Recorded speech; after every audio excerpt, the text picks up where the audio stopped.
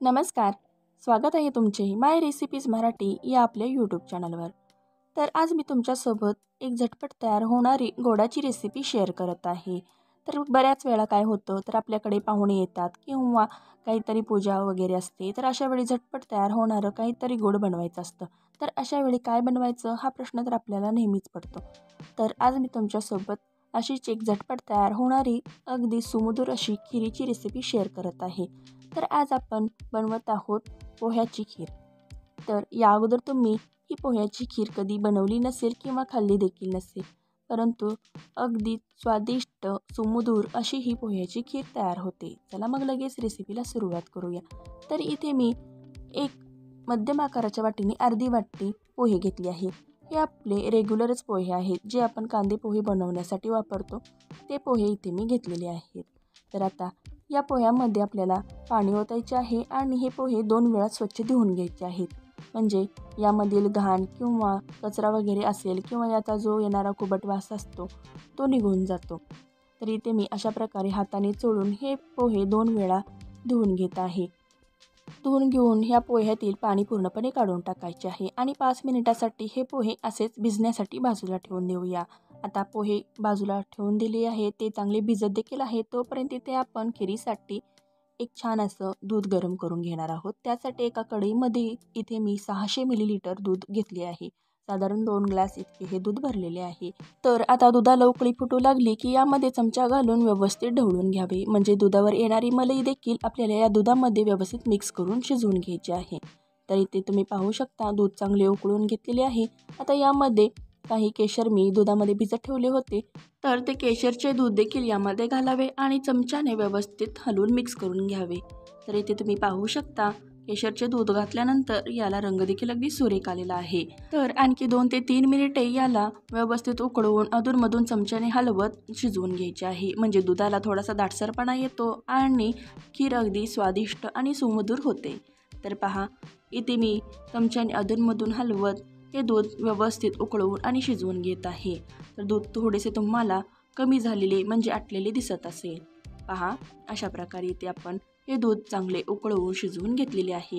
तर आता यामध्ये काही ड्रायफ्रूट्सचे काप घालावेत आणि ज्या वाटीने आपण पोहे घेतले होते त्याच वाटीने अर्धी वाटी साखर यामध्ये घालावी आणि चमच्याने व्यवस्थित मिक्स करून घ्यावे.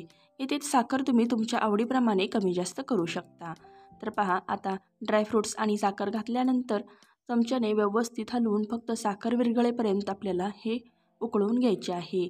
तर अगदी 2 मिनिटातच साखर विरघळली जाते. आता यामध्ये अर्धा चमचा वेलची पावडर घालावी आणि ती देखील व्यवस्थित चमच्याने हलवून घ्यावी.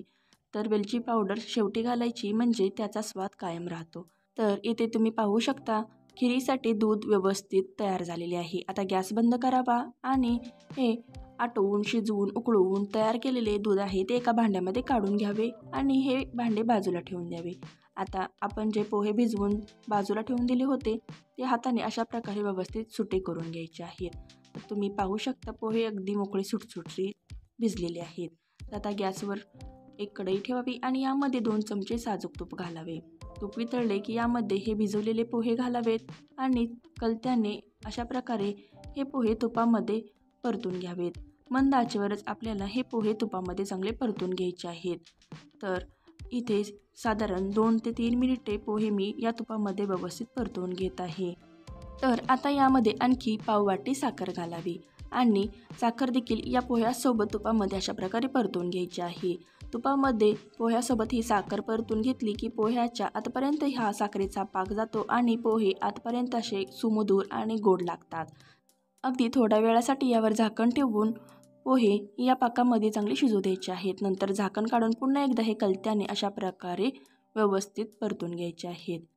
तर 2 मिनिटे अशा प्रकारे हे पोहे तुपामध्ये परतून पाकामध्ये चांगले शिजवून घेतले की आता यामध्ये आपण ज्या अगोदर दूध बनवून घेतले होते ते दूध यामध्ये ओतावे आणि कलत्याने व्यवस्थित ढवळून घ्यावे. तर पहा अगदी झटपट अशी ही खीर तयार देखील होते आणि खायला देखील अगदी स्वादिष्ट होते. तुम्ही जर या अगोदर कधी पोह्याची खीर बनवली नसेल तर एकदा नक्की बनवून पहा. तर आता ही खीर आपल्याला चांगली उकळून घ्यायची आहे. दुधामध्ये आता हे पोहे चांगले शिजवून घ्यायचे आहेत. ज्याप्रमाणे तांदळाची खीर अगदी चवीला लागते अगदी तशाच पद्धतीने ही खीर देखील चवीला लागते. तर मोठ्या आचेवर 2 ते 3 मिनिटे हे पोहे दुधामध्ये चांगले शिजवून घ्यायचे आहेत. कलत्याने अधूनमधून ढवळत राहायचे. तर 2 ते 3 मिनिटे झाल्यानंतर हे दूध देखील थोडेसे तुम्हाला आटलेले दिसते आणि या अखेरीला छान असा दाटसरपणा आणि एकसंधपणा देखील येतो. तर इथे तुम्ही पाहू शकता चमच्याने ही खीर मी तुम्हाला दाखवते आहे. पहा, अशा प्रकारे अगदी छान अशी ही खीर तयार होते. आता गॅस बंद करावा. तर अगदी कमी वेळात झटपट तयार होणारी आणि बनवायला देखील अगदी सोपी अशी ही पोह्याची खीर तयार झालेली आहे. तुम्हाला जर आजची रेसिपी आवडली असेल तर लाईक आणि शेअर करा. चॅनलवर नवीन असाल तर सबस्क्राईब करायला विसरू नका. धन्यवाद.